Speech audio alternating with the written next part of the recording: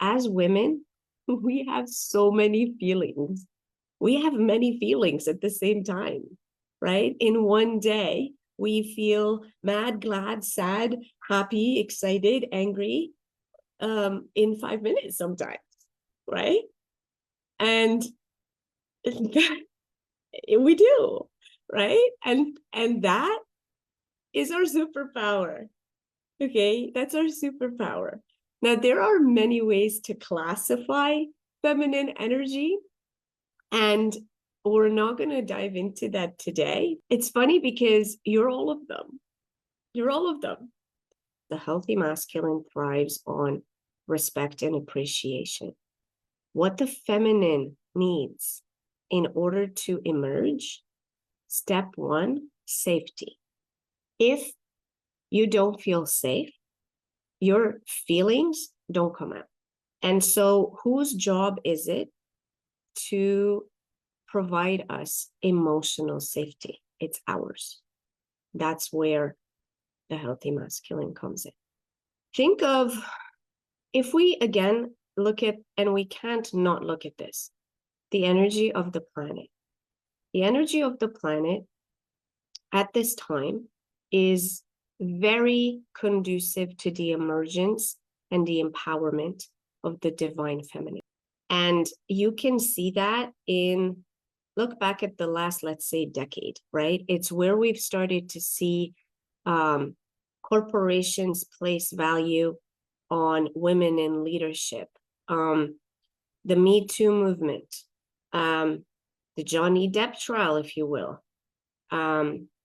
feeling safe in any environment is something people actually talk about. That didn't exist, right? That didn't exist up to not that long ago. There's a reason for that. Why? Because it is time for the feminine to take its rightful place, so to speak, next to the masculine. But healthy feminine energy is surrendered. And if you think of surrender as defeat or waving the white flag, that's okay. I used to think the same thing. It's not true. Surrendering to your own masculine allows the feminine the freedom to express herself. And that's why we're all here. The feminine cannot feel safe and therefore cannot express herself without the healthy boundaries of the masculine. These boundaries come from somewhere. They're so personal and unique and individual. They are guided by your intuition. How you feel, how something makes you feel, is what determines what the masculine will take action towards. And if we don't know how we feel, it is impossible for the masculine to focus on anything. We have to give it direction. We have to basically tell the masculine, as feminine, we have to tell the masculine what we want, what we need. In order to be able to tell the masculine what we need, we have to know what we need. And this is where the process comes into play. Because when we feel 27 different emotions in a matter of 5 minutes, how do you know which one you're gonna relate or which one you're gonna express, right? And this is where emotional self-regulation comes into play. What is emotional self-regulation?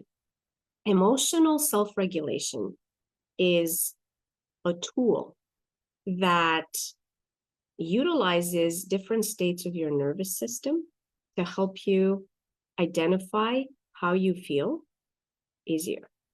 This is not necessarily something we're going to go into detail, but understand this. Our nervous systems scan for safety every 4 seconds. We have something called neuroreceptors. These neuroreceptors scan the environment for safety every 4 seconds. Like my system, in the amount of time that I said that sentence, scanned for safety 2 or 3 times. And then it assesses whether I am safe or not based on what it sees in the environment. And what decides, it's a program, right? Think of it as a computer. But what makes it go right for safety and left for danger is the programming that exists in my system. Let me give you an example. If, as a child, or at some point in my life, I've experienced, let's say, a car accident, which I have. And the way I experienced that car accident is I was driving through a green light and somebody didn't stop and they drove into me. So my system is going to equate a green light with the car coming as danger. Why? Because I had that experience. And what is it going to do? It's going to make me contract. It's going to make me hold my steering wheel tighter. And it's going to make me be super hyper vigilant. Is that a bad thing or a good thing? Well, it depends. Because if I want to be like this every time I drive through a green light, that's not going to be a good driving experience. And I love me a good long drive.